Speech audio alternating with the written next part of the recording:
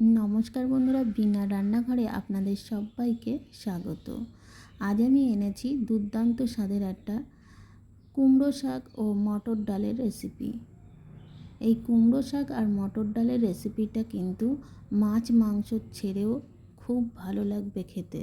একবার বানিয়ে আপনারা যদি খেতে পারেন তাহলে বুঝবেন এর স্বাদটা কত সুন্দর। তাহলে আসুন বন্ধুরা, দেখে নেওয়া যাক।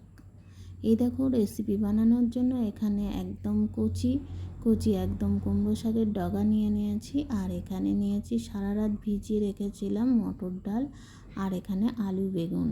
এবার চলে যাচ্ছি গ্যাসের ওভেনে, কড়াই বসিয়ে 2 চামচের মতো তেল দিয়ে দিলাম। তেলটা ভালো করে গরম হলে এবার দিয়ে দেবো ফোড়নে একটা শুকনো লঙ্কা আর একটা তেজপাতা।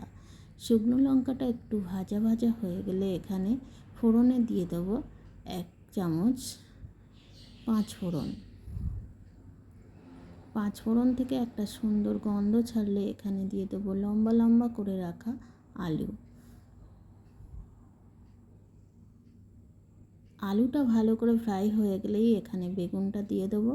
আলু বেগুন একসাথেই ফ্রাই হয়ে যাবে। দেখো,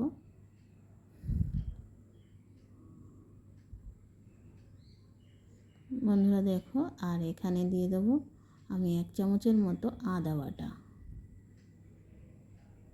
আদাটা আমি এখানে তেলের মধ্যে দিয়ে ভালো করে আলু বেগুনের সাথে কষিয়ে নিচ্ছি। এবার দিয়ে দেবো যে মটর ডালের পেস্টটা বেটে রেখেছিলাম, সেটা আমি দিয়ে দিলাম। দিয়ে আমি এটা ভালো করে আলু বেগুনের সাথেই ফ্রাই করে নেব। দিয়ে দিলাম এখানে লবণ আর হলুদ পরিমাণ মতো। আর বন্ধুরা, আর একটা কথা, তোমরা ডালটা কিন্তু আলাদা করেও ভাজতে পারো। আমি কিন্তু এখানে তেলটা বেশি ছিল বলে আমি আলাদা করে আর ভাজিনি। এবার এখানে ভালো করে কষিয়ে নিচ্ছি। একটু লেগে গেছে, অসুবিধা নেই, সব ছেড়ে যাবে। দেখো, ডালটাও কিন্তু খুব সুন্দরভাবে ফ্রাই হয়ে গেছে। দিয়ে দিলাম এখানে কুমড়ো শাকের ডগা। দেখলেই বুঝতে পারছো বন্ধুরা, কুমড়ো শাকের ডগাটা কত সুন্দর কুচি।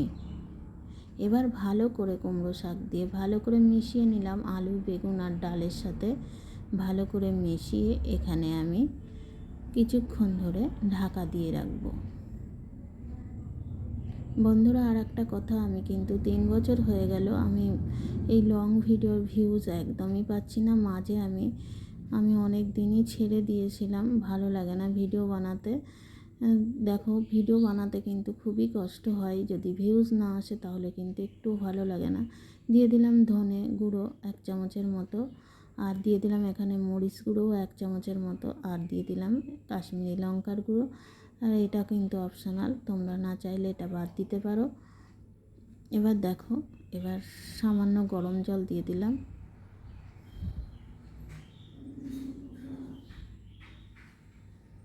এবার এই রেসিপিতে আমার একটু লবণ আর একটু সামান্য হলুদ লাগবে, সেই জন্য আমি আবার একটু লবণ হলুদ দিয়ে দিচ্ছি। এবার দিয়ে দেবো স্বাদ মতো মিষ্টি। আর তোমরা যদি এখানে চিনি ব্যবহার করতে না চাও তাহলে গুড় ব্যবহার করতে পারো। এবার দেখো, ডাঁটাটা একটু সিদ্ধ হতে বাকি আছে, সেই জন্য আমি এখানে ঢাকা দিয়ে রাখলাম।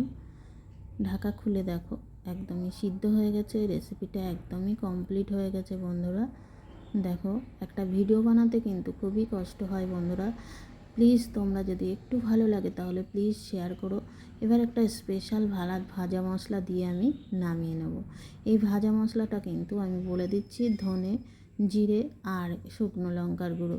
দেখো, রেসিপিটা কত সুন্দর হয়েছে। এবার আমি একটা পরিবেশন করে দেখাচ্ছি বন্ধুরা, কত সুন্দর হয়েছে রেসিপিটা। তোমরা দেখলেই বুঝতে পারছো যে খেতে কতটা সুন্দর হবে। আর বন্ধুরা, রেসিপিটা যদি একটু ভালো লেগে থাকে প্লিজ প্লিজ একটু শেয়ার করো। আর তোমরা খুব ভালো থেকো, সুস্থ থেকো। আবার দেখা হবে বিনার এই রান্নাঘরে অন্য কোনো ভিডিওতে। ধন্যবাদ।